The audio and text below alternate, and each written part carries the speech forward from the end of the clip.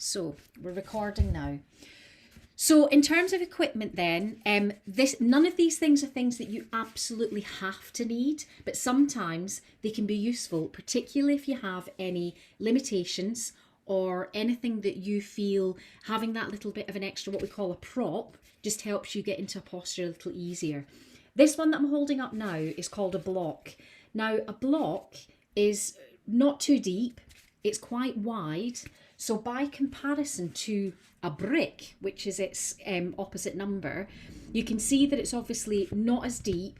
It's got a little bit more space for width.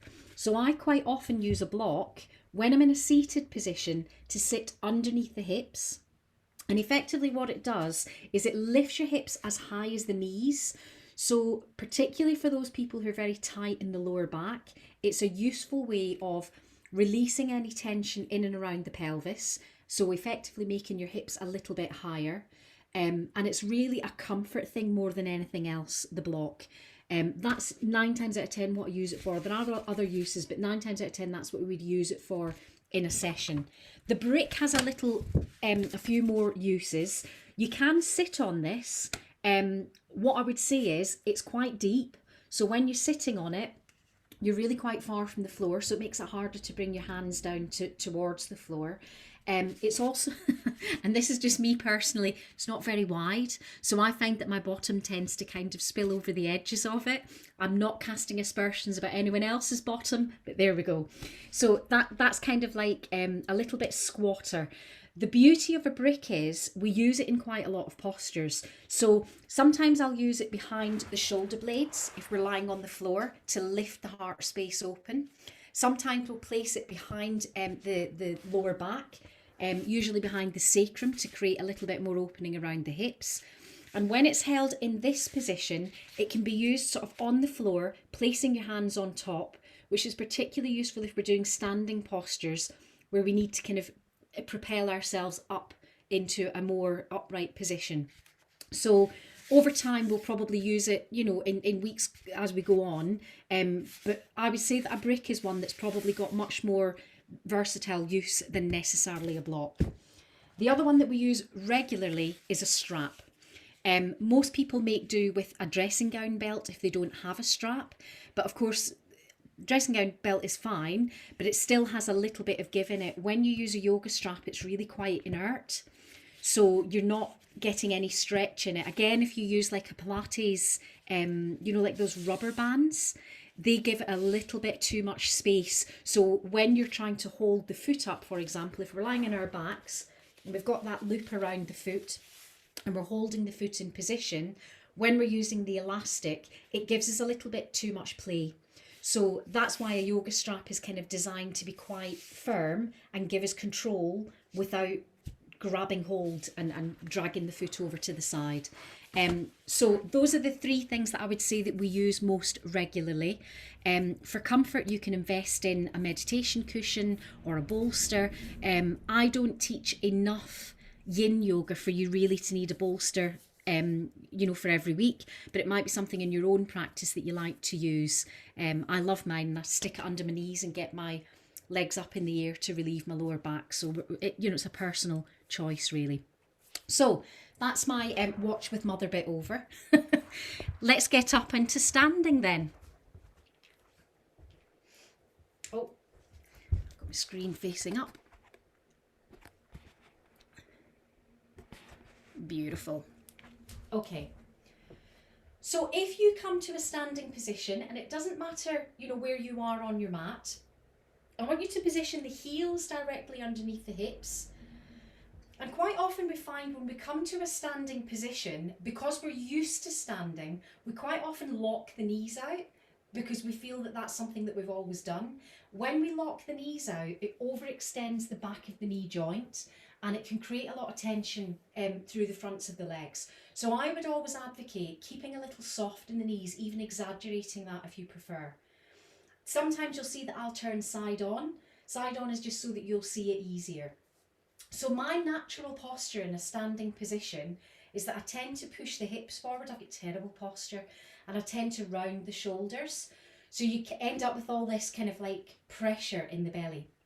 So Visualize that you're pressing into the soles of the feet, lifting and lengthening through the legs, and rather than feeling that temptation to swing the hips forward, visualize pressing the thighs back, tucking the tailbone under, and that creates a little lift as we direct the tummy button up and in. You'll hear me say a lot through the session that we lift the tummy button up and in to engage the core. So we'll kind of practice that action now. So let the hands rest by your side. On an in breath, feel the breath enter through the chest, through the collarbone, so we widen into this space. Then on an out breath, draw the tummy button up and in. On an in breath, let that engagement in the core release as you widen through the chest. Then exhale, draw the tummy button in, engaging the core. So it feels counterintuitive because you feel as though every time you draw the breath in, you want to make the tummy hard. But actually when we draw the breath in, that's when the tummy relaxes. So every out breath, drawing the tummy button in, and it kind of makes us feel as though we're getting a little taller. Whilst I've got you here, I'm just going to get you to grab hold of the bottom. I should have explained to you, I'm not a very serious yoga teacher. We will do lots of silly things. So as you just touch the bottom, ideally in this mountain pose, the bottom should be soft. And so you might kind of feel that you've kind of clenched everything up and in because you're thinking, oh, I need to stand to attention, I need to engage the core. So let that bottom relax. Come again to that out breath, draw the tummy button in, the in breath to widen through the chest, and the bottom stays nice and soft. Perfect. You can take your hands away now, rest them again either side of the hips. And if you're happy to do so, close the eyes. So the purpose of closing the eyes is that initially it'll drop us off our balance. We'll feel a little bit off centre. So we'll just take a moment to line up the back of the head with the back of the heels. Make the top of the head parallel to the ceiling. The underside of the chin parallel to the floor. So with the eyes closed, you're feeling your way to having a straight line, almost like a plumb line, from the back of the head to the heels, buttocks soft, and every out breath, drawing that tummy button in towards the spine. Keep the eyes closed, and on the next inhalation, squeeze the shoulders up towards the ears. Then as you exhale, shrug and release. Inhale, squeeze the shoulders up. Exhale to shrug and let the shoulders go.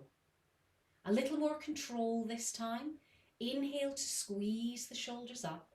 On an exhale now, roll the shoulders back and down. Turn that into little circles. So an inhale to lift the shoulders up, and exhale to roll the shoulders back. And you'll notice that with each circle, you're widening through the collarbones, drawing the shoulder blades together, and creating a softer mobility through the shoulders. Let those hands again rest either side of the hips. Exhale, draw the tummy button in. Then inhale, lift both arms overhead. So we're keeping the eyes closed, we're keeping that sense of balance, pressing through the fingertips, drawing the shoulders down away from the ears, lengthening into the side of the rib cage. So with every inhalation, it's almost as though you're lifting out of the soles of the feet, lengthening through the legs, through the spine. Then as you exhale, widen the arms and bring them back again either side of the hips. Lovely. Let the weight of your hands hang down by your side. If you're happy to do so, keep the eyes closed or soften the gaze. As we bring our awareness to the breath. So in a standing position, we have to breathe a little deeper just to get the breath all the way down to the belly. So notice that with the natural rhythm of the breath, we can feel that cool air from the tip of the nose along the nasal passages. You might notice warm air at the back of the throat. If it doesn't feel uncomfortable for you, try to breathe in and out through the nose. and slow the breath down. Deepen the inhalation, expanding and widening into the lungs and the ribcage. Then lengthen the exhalation. So if we're using every inhale to expand and widen into the lungs, we want every exhale to rid us of any toxins, any negative energy. So the inhale expands and widens. The exhale completely empties the lungs and the ribcage. Inhale, expand and widen. Exhale, release. Feel those shoulders soften. Lovely. Now coming back to that earlier point, as you come to the next exhale, draw the tummy button in as you empty the lungs. Inhaling all the way down to the belly, feel the belly rise. Exhaling, soften and release the belly, the chest and the collarbones. Inhaling, almost like a balloon expanding. Exhaling to feel that release, letting go. One further full breath in to expand and widen. A full breath out, softening, releasing, engaging the core. So blink the eyes open, become familiar again with the space surrounding you. Keep that rhythm of the breath going. Then lift the arms up in front of the shoulders, taking a deep breath in. On a breath out, and again I'll just turn side on to demonstrate, you can keep facing the way you are. Push the sit bones back, extend the fingers forward. So it's a diagonal line rather than curving through the spine. So press through the fingers, push the sit bones towards the back of the room. Lower the hands down either side of the hips, then inhale, lift up. Exhale, back to that awkward chair position, that's what we call it. Pressing through the fingers. Exhaling, releasing the hands down. Inhaling, lifting up. Exhaling one more time, coming into that strong, awkward chair pose. Wide through the chest on an inhale. On an exhale, releasing the hands down. Then inhale to lift back up. So again, I'm staying side on to show you now that we're rocking onto the balls of the feet, lifting the heels from the floor. Pressing through the fingertips, lengthening through the side of the body. Then exhaling, lowering the heels, softening the knees, coming back through and lifting back up. Back onto the balls of the feet. Exhaling, releasing, letting that go. One more time, lifting up. Exhaling, releasing, letting that go. Come back up into our mountain pose. So we're standing again with the heels under the hips, turning the palms to the front of the room. Now lift both arms overhead. I'll step back so you can see my hands. So we're going to use now the left hand to take hold of the right wrist.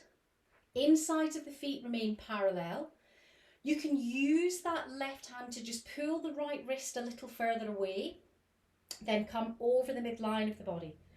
Press through the fingertips. With each out breath, come a little deeper into this stretch. Then inhale to lift and come back to centre. Opposite hand to opposite wrist. Lengthening, then releasing. An out breath to come a little deeper. An in breath to lift back to centre. Separate the hands, both hands again, either side of the hips. Shrugging those shoulders once more up towards the ears. Exhaling, releasing, shrugging them down. Perfect. Bend the elbows, palms rested on tops of the shoulders. So we'll use the elbows now to draw 3 wide circles. As you open through the arms, feel that real release in the side of the rib cage, that mobilisation through the shoulder. Let's take that circle forward. So opposite range of movement. Beautiful. Then as you take the hands from the shoulders, extend the arms up again. Wonderful. So we'll start easy. We'll bring both hands down. Then we'll create big circles coming up overhead. So we're working through full range of movement. So a couple of you had flagged up to me that shoulders can sometimes be an issue, but we're working well with this natural range of movement. So now I want to just test your coordination a little bit. So we're going to bring the right arm forward as we take the left arm back. So we're coming I can't do it slow. So we're coming forward with one arm, back with the other.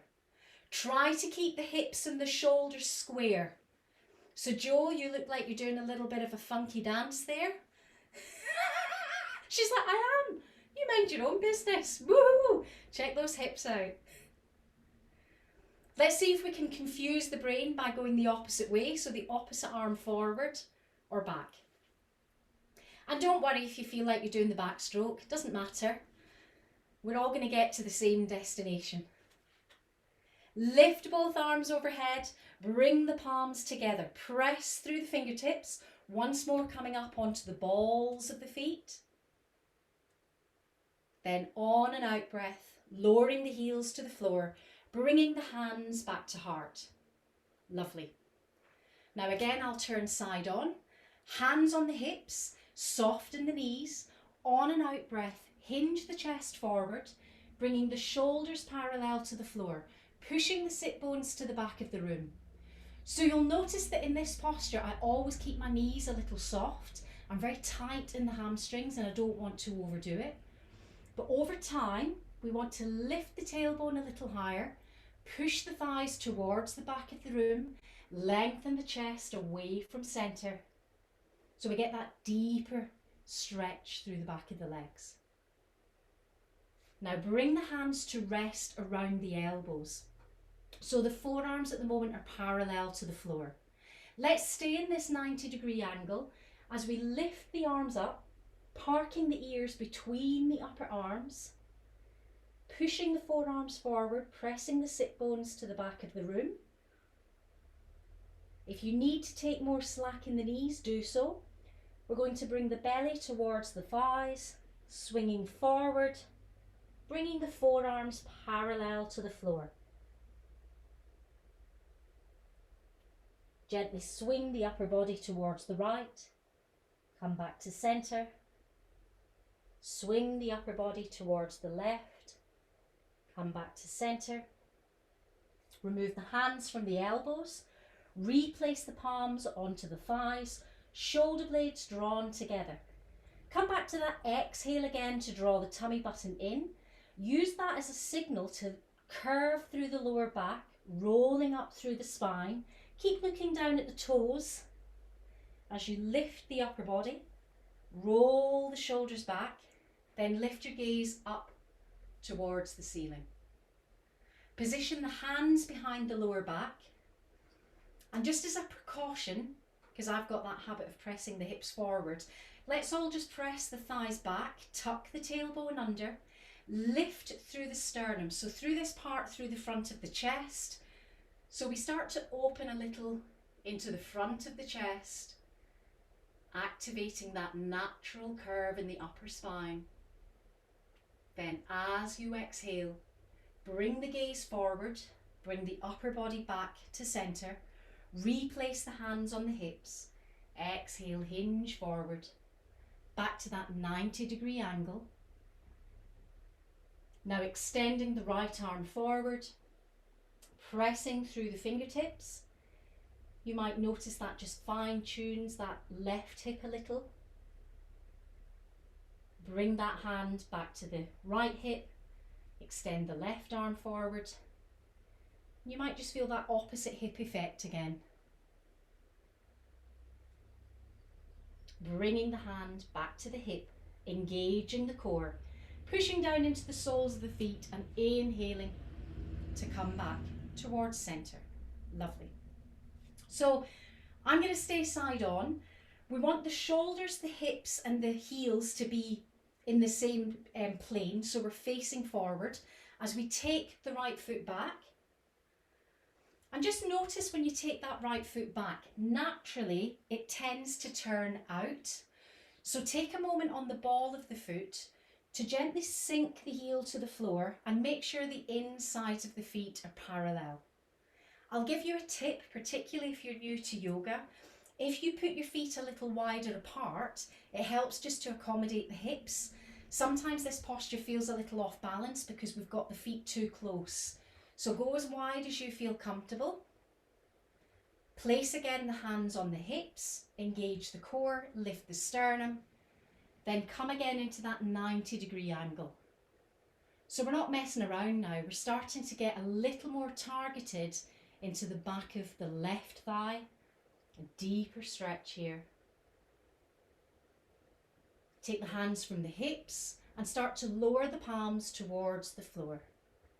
So naturally that knee's going to want to bend.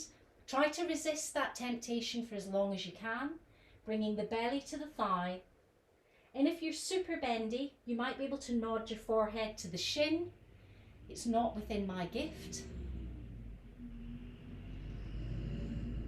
Then press into the fingertips again, lift the chest, keep looking down at the toe, reposition the hands on the hips, then lift the chest off of that top thigh. Lovely. Sink into a 90-degree angle here on that front knee.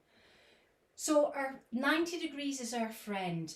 We want to avoid taking the knee too far forward. It puts undue pressure on the joint. So let's keep that knee directly above the heel. For comfort, lift the back heel. Beautiful. Then bring the hands to an Anjali Mudra in front of the heart. With every out breath, draw the tummy button in. With an in-breath, lift the arms overhead. Shoulders down away from the ears, wide through the chest. On an exhale, draw the tummy button in, lift the sternum, hinge forward, bring both hands towards the floor. So we're going to stay on the ball of that back foot, sinking the right hand to the mat, turning the belly in towards the left thigh, then looking up towards the fingertips of the left hand. So twisting in towards the thigh, deepening the stretch to the side of the hip. Bring your shoulders back to square, replacing both hands on the floor. A nice easy way out of this is to step the feet together, lift the tailbone, press the thighs to the back of the room. Keep the shoulder blades drawn together. Push the hands onto the thighs. Exhale, draw the tummy button in. Repeat that little roll up through the spine. Then roll the shoulders back and down. Perfect. Let's do the opposite side. So, left foot comes back. We take a moment to make sure we're hip width distance apart. When we feel we're comfortable, sink that heel to the floor, making sure the insides of the feet are parallel and we don't feel off balance. Then effectively, it almost feels as though we're drawing that right hip back so that we can straighten the front leg. Hands on the hips again, hinge forward, deepening the stretch to the back of the right thigh. Every inhale, just pressing the sternum forward, increasing that stretch to the back of the hamstring. Again, we work through our own natural range of movement to bring the belly to the thigh, nod the forehead to the shin, hands to the floor will help if you're feeling a little wobbly. Keep pressing the sit bones to the back of the room. Try lifting the tailbone. It will intensify the stretch, but it's worth it. Let's keep our balance. Bring the gaze to the end of the toes, reposition the hands on the hips, draw the tummy button in, lift back to centre. Coming into a 90-degree angle now onto the right thigh, lifting that left heel from the mat. Beautiful. So we've got that balance again. Bringing the hands in front of the heart. Inhaling, lifting the arms up overhead. Opening, you might even feel that hip flexor in the front of the left thigh. Then as you exhale, hinge forward. Left hand to the floor, turning the belly in towards the thigh, lifting up. So we're coming into that twist on the opposite side. Beautiful. Now I've got news for you. We're not going to have the easy way out this time. We're going to bring both hands to the floor, striking the right foot back and coming into plank pose. So plank is a diagonal. Try to avoid lifting the bottom up. Keep the thighs parallel to the floor. Then gently lower down onto the thighs, the belly and the chest. Elbows either side of the chest, palms either side of the head. Press into the forearms and push the thighs to the mat. So you might feel the opening through the front of the thighs into the hip flexors, widening through the chest. Then lower all the way down towards the floor. Let the head rest on the floor. Draw the right heel in. Take hold of that ankle. Draw the heel towards the bottom. Press the thigh to the mat. Push into that left forearm again. Inhale to lift the chest. So we get a lovely stretch through the front of the thigh. Nice and open through the chest. Then replace that foot to the floor. Bring the right arm forward. Bring the left heel in. Pushing into the thigh again. Inhaling to lift the chest. Then as you exhale, release. Bringing the hands either side of the chest, pushing into the palms, pressing all the way back. So we're not in all fours.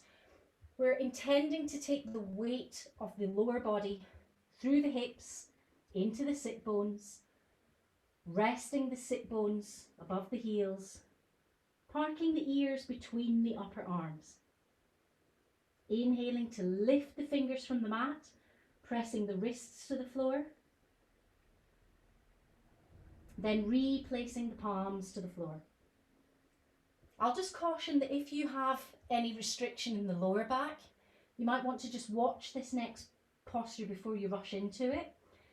We'll bring the chest forward, sink the thighs to the floor, draw the shoulder blades together, coming into cobra pose. So if cobra pose feels out of your reach, you can always come down into the forearms and repeat the sphinx pose. So cobra is up here. Beautiful. Then as you exhale, release back, soften again into that lovely child's pose position. Child's pose is just such a lovely restorative posture.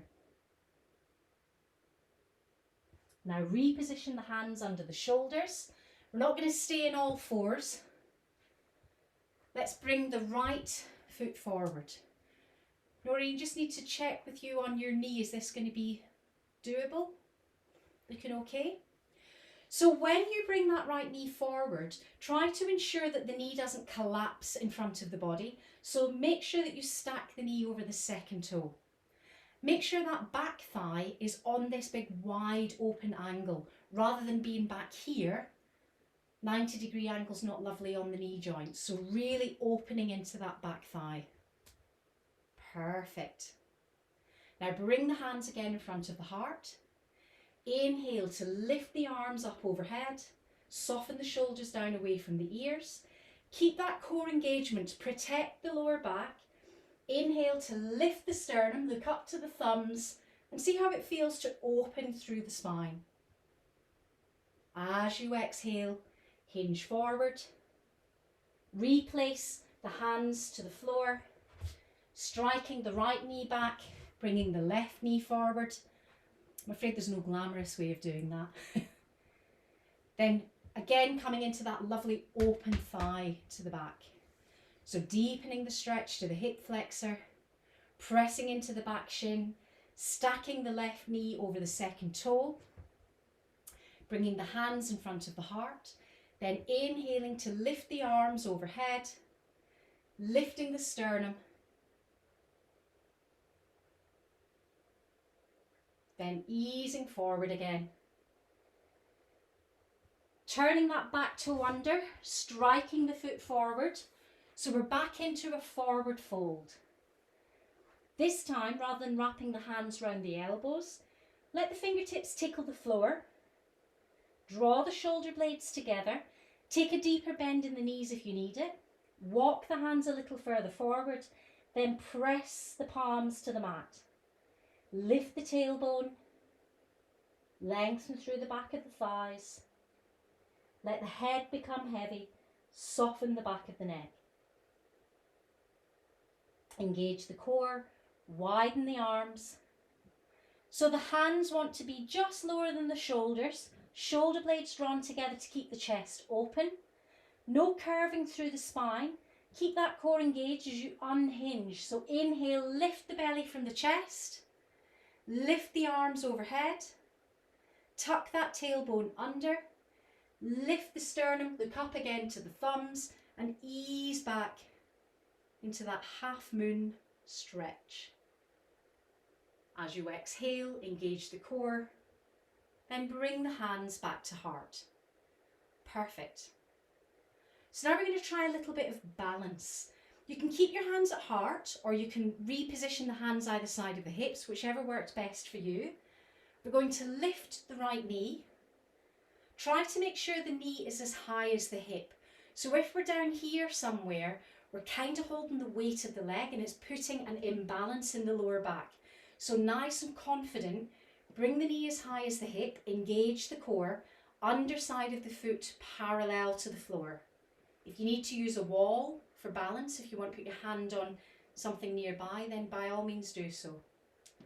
Now use the toe to draw 3 circles in towards the midline of the body. Then change direction, taking care to mobilise the ankle rather than the knee joint. So Gloria, adjust the foot. Then bring the underside of the foot parallel to the floor again. Perfect. So we did this stretch lying in our fronts. It's hard to do standing up. Grab hold of the ankle. Bring the knees together. So we don't want the knees to be wide. We don't want one knee to be in front of the other. So keep the thighs level, shoulder blades drawn together. Press the hips forward, lift and lengthen. If balance is not your friend today, get near a wall. Let the wall take your balance challenge. Then replace that foot to the floor. Perfect. We'll do the same on the other side. So we're lifting the left knee now. Underside of the foot parallel to the floor. Using the hands either side of the hips or here in this central line of energy. Then using the big toe. Going both directions. Let the ankle creak and groan if it needs to. Then once more we'll take hold of that ankle. We want to correct course. It's very hard to face forward and talk. So we don't want the knees here. Ideally we want the thighs meeting, the knees in the same plane if you look down. Pressing the thighs forward, tucking the tailbone under.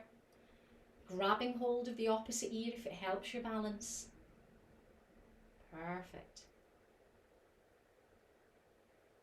Then replace that foot to the floor. Lovely. So now I just want to get a little bit into the inner and outer thighs. So let's take the feet a little wider. And I'm going to go wider than shoulder width even.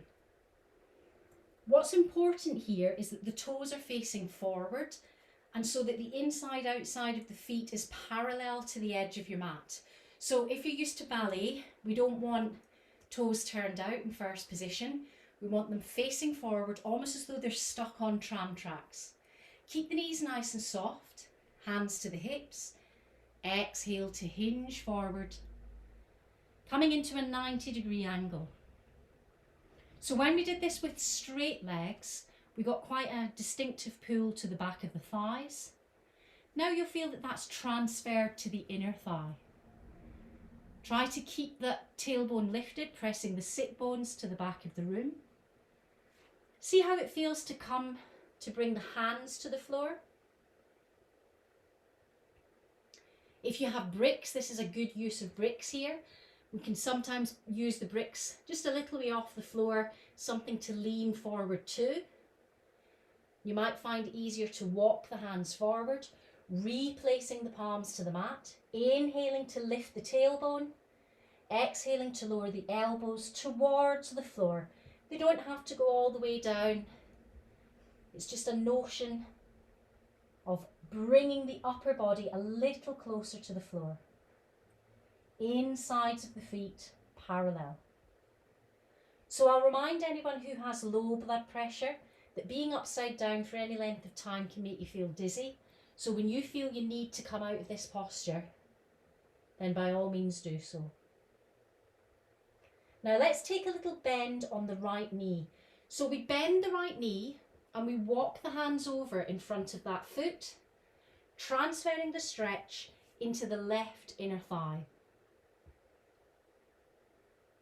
Let's walk through centre, bending the left knee, taking that stretch into the right inner thigh. Beautiful. Now when we're leaning forward in a desire to get the hands to the floor, just watch that that doesn't put curve in the spine. Draw the shoulder blades together, keep the chest lifted from that bent thigh. Then walk back to centre. Lo and behold, we've found a little more space. Walking the hands forward again, sinking the elbows a little deeper. And if you really fancy and want to show off, you can bring your top of the head to the floor. Shoulder blades drawn together. Just working through your natural range of movement here.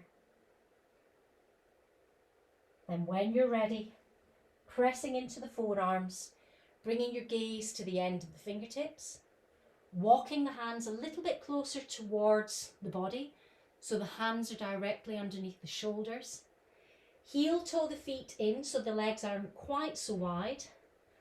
Big old bend in the knees. Bring the hands onto the thighs.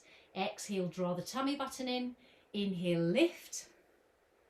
Come back to centre. Beautiful work. Doing well. So we've strengthened into the fronts and into the inner thighs. Let's just try a couple of standing postures. So if you turn the right toe now away from the centre of the body, so the right toe is facing away from you, the hips and the shoulders stay facing forward, the back foot almost becomes like a T-junction behind that front heel.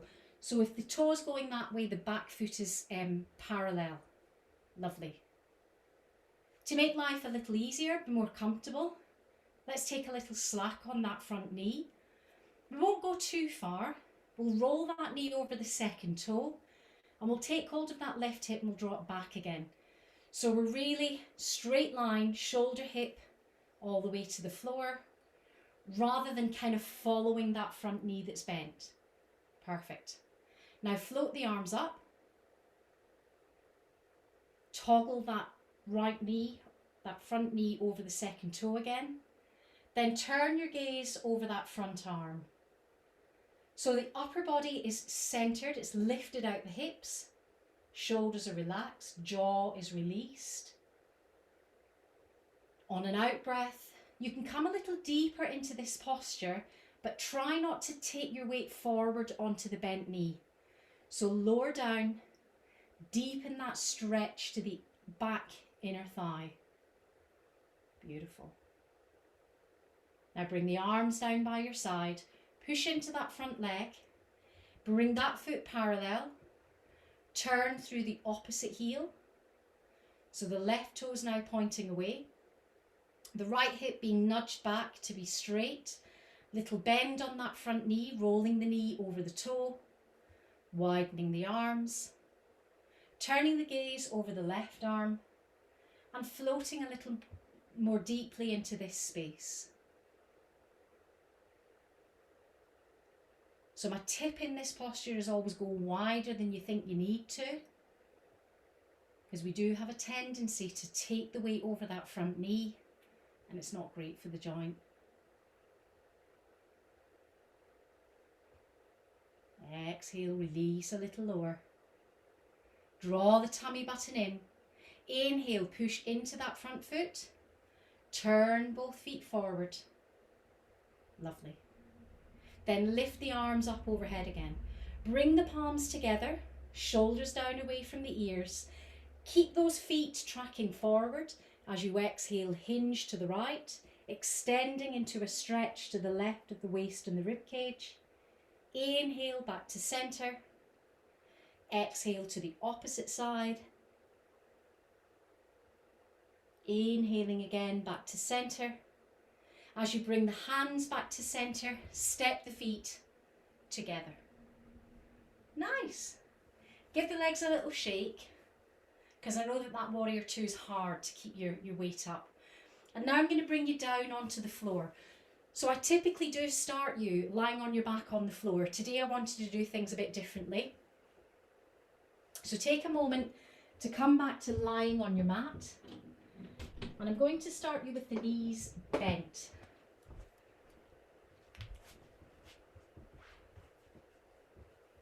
So as you come to lie back, there's a little bit of resistance in the spine because we've been doing all that upright standing work. And so the spine muscles are quite switched on, they're quite working hard. So give yourself permission to rest into the flats of the shoulder blades, to turn the palms up to the ceiling, and we'll take the arms out wide at shoulder height. Resting the back of the hips to the floor, the back of the head to the floor, relaxing the jaw. And when we're in this supine position, just remind yourself again of that deep yogic breath. So feeling the breath all the way down to the belly, then exhaling, feeling that full release. Inhaling to the belly, the chest and the collarbones. Exhaling from the collarbones, the chest and the belly last. A further widening and expanding into this space. Then softening and releasing as you feel the full weight of your body rest to the floor. Keep that left knee bent as we inhale and lift the right leg up. So the right leg is perpendicular now. Tip the toe in towards the shin, pressing through the heel. Inhale to point, exhale to flex. With each flexion, we're just increasing that level of tension through the back of the thigh into the calf, lengthening. Coming back to full flexion, pressing through the heel, then hugging that right knee in towards the chest. We'll adjust the angle of this now by directing the right knee out to the right shoulder. So you might feel a little widening through the lower back, particularly that space at the back of the hips. Then bring the knee back towards centre. And replace that foot to the floor. Widen the arms again. Feel that full relaxation through the weight of the arms, the back of the hands, through the shoulders. Engage the core. Inhale to float the left leg up. So again, we'll go through that point and flex at the ankle, noticing that every flexion just increases the tension. Pressing through the heel, drawing the hip back to the floor, relaxing through the chest. On an out breath, bending that knee in, hugging the knee towards the chest, directing that knee out to the left shoulder. So it just changes the emphasis of the stretch through the lower back. Return that knee to centre. Then replace both feet to the floor. So you might find it a little more comfortable to just shuffle the heels a little closer towards the bottom. Keep a hip width distance between the feet, the insides of the feet parallel.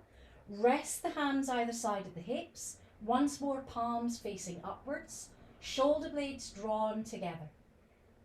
On an exhale, draw the tummy button in. On an inhale, push into the soles of the feet, lift the bottom from the mat. Pressing the shins forward, Back to that familiar opening through the front of the hip flexors into the front of the thighs. Soft through the shoulders here. The weight is equally distributed through the soles of the feet, the backs of the shoulders, no tension in the neck. Every inhale lifting the thighs a little higher.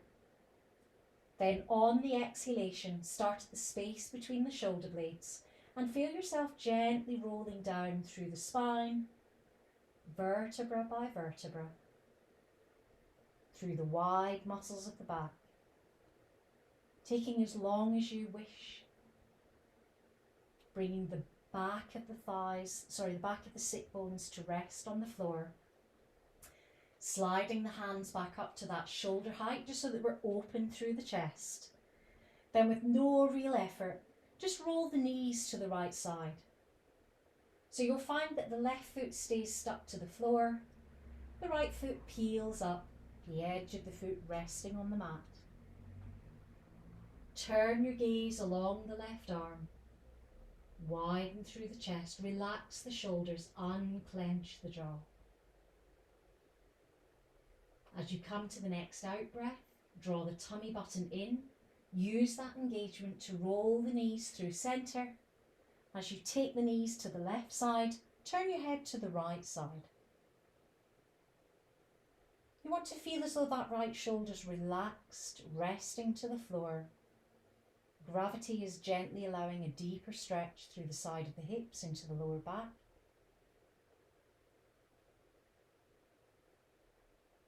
Then as you exhale, again draw the tummy button in, rolling back towards centre. Now let's hug both knees in towards the chest. And you might like to just rock from one hip to the other.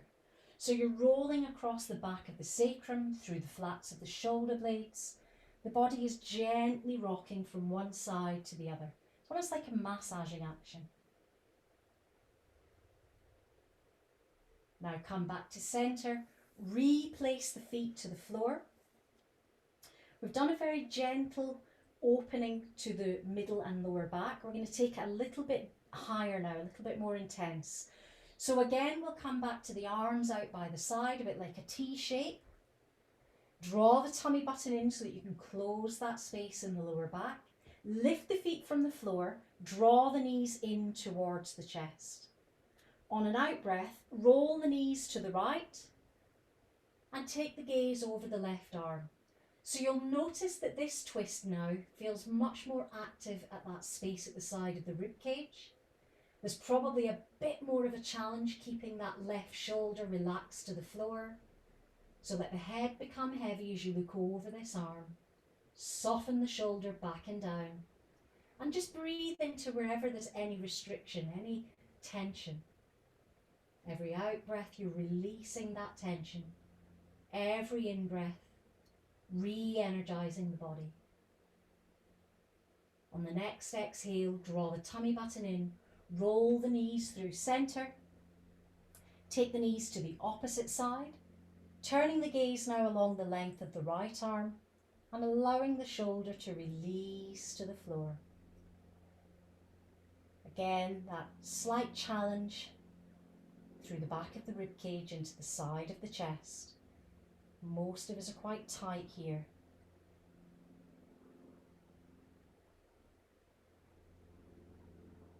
On an out breath, draw the tummy button in, roll the knees back to centre. Reposition the hands on the knees or on the shins.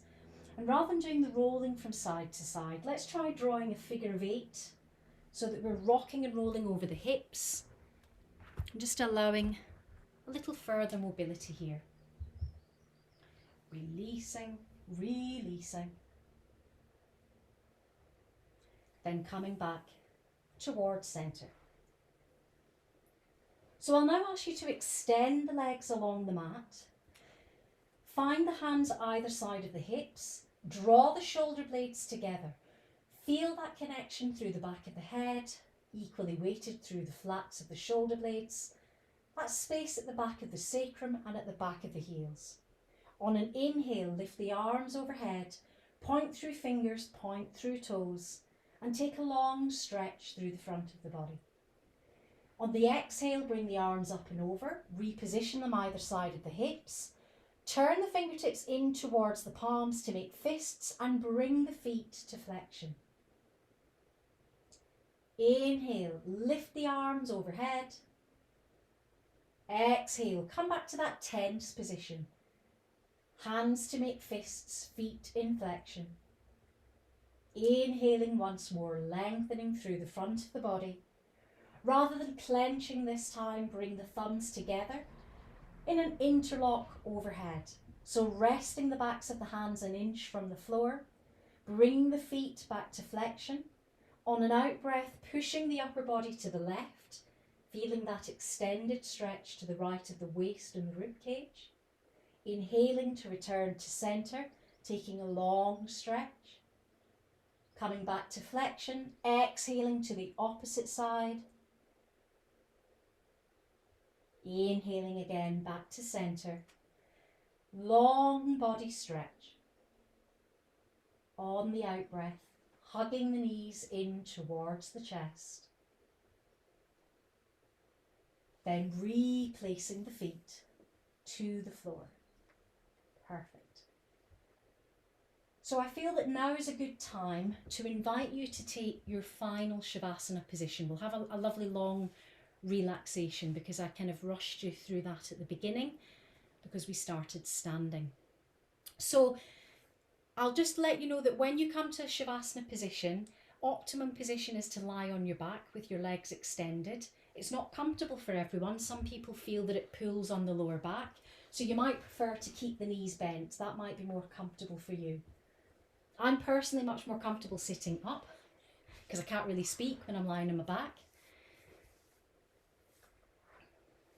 So find the position where you can fully release and relax.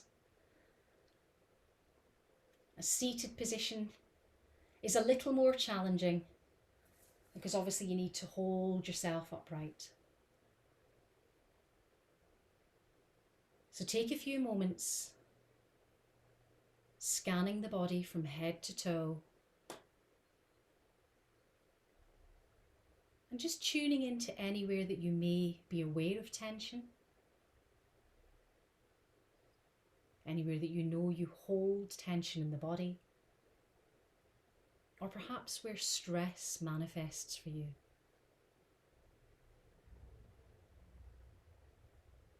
As you take your time,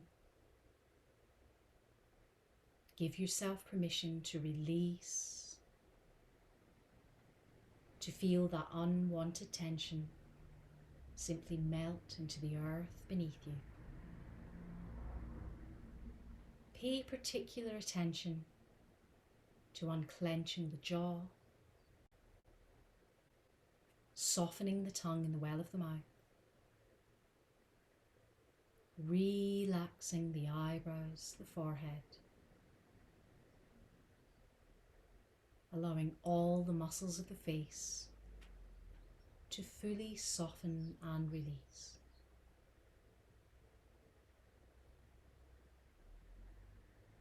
Tune in once more to the natural rhythm of your breath.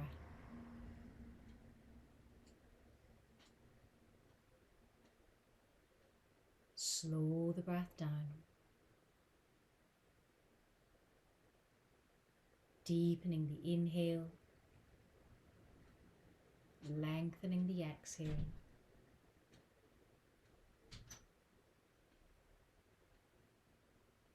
Think of every out breath as a letting go.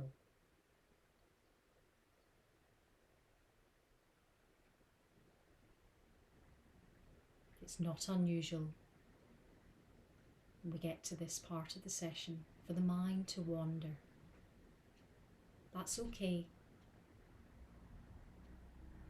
Just acknowledge these rare few moments are your time to truly disconnect, to push that to-do list to one side, to bring your full awareness to the body, to the breath,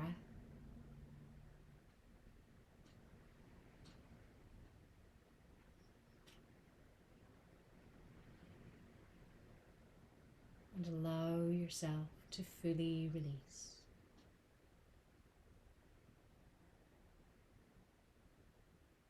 Anytime the attention wanders, return your focus to the cool air at the tip of the nose, the sensations of the breath, remaining aware of your space within the room that surrounds you, feeling your connection to the earth beneath you, keeping you grounded in the here and now.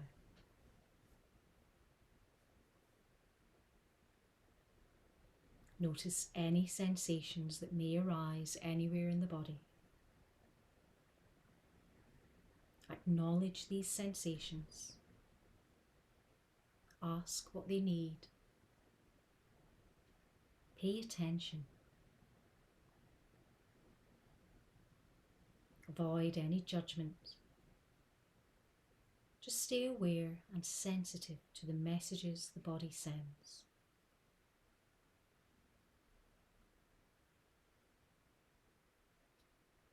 Keep bringing your full focus to the breath.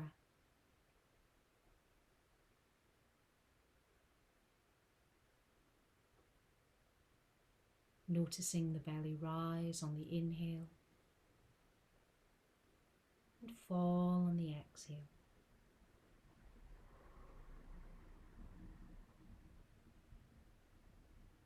Stay connected to these sensations, feelings in the body. And now give yourself permission for the body to relax, to fully let go.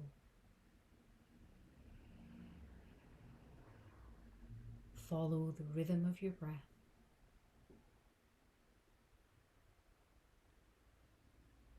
Breathe in love. Breathe out tension. Breathe in harmony. Breathe out discord. Breathe in healing. Breathe out dis-ease. Simply remain focused on the breath,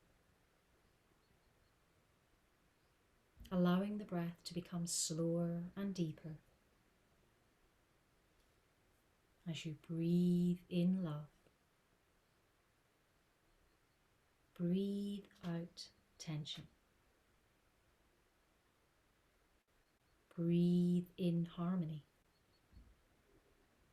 Breathe out discord. Breathe in healing. Breathe out dis-ease. Try to release all self-judgment, any criticism. Simply focus on breathing in joy and love. Focusing on allowing the body to heal. Recognize that positive thoughts assist in healing. Release and let go of any blocks to well-being. Take a deep breath in through the nose. As you exhale, allow yourself to sigh and let go.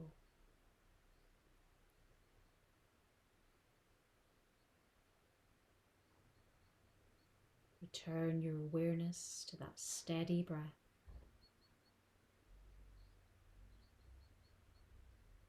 Breathe in love. Breathe out tension. Breathe in harmony. Breathe out discord. Breathe in healing. Breathe out dis-ease.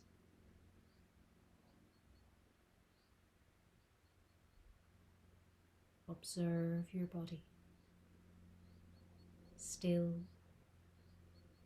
and silent. Listen carefully and allow the body to share what it needs to heal.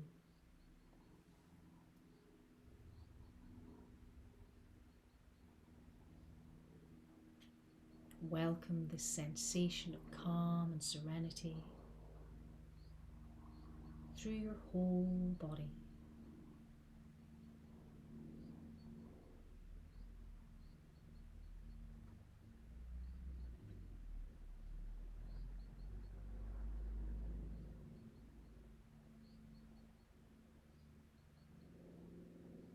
Now remind yourself of your space within this room. Feel your connection to the earth beneath you, to the space that surrounds you.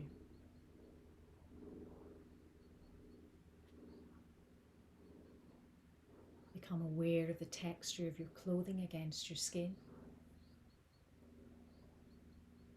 Feel the cool air in the room against your face, your hands, your feet.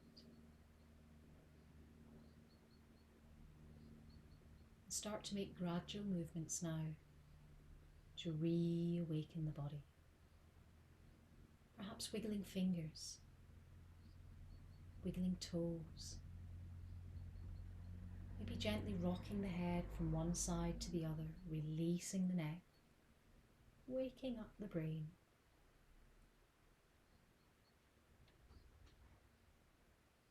If you're still in a supine position, either take a long stretch through the body, or if you prefer, hug the knees to the chest. Then in your own time, make your way back to a comfortable seated position.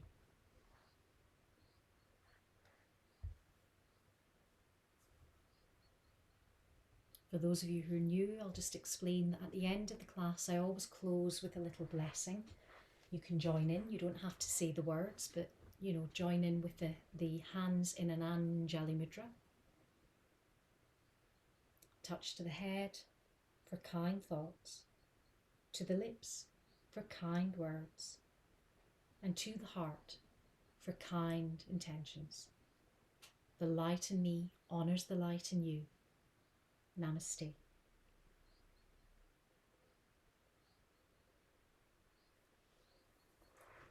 Nicely done. What a lovely thing to do in the middle of a Wednesday.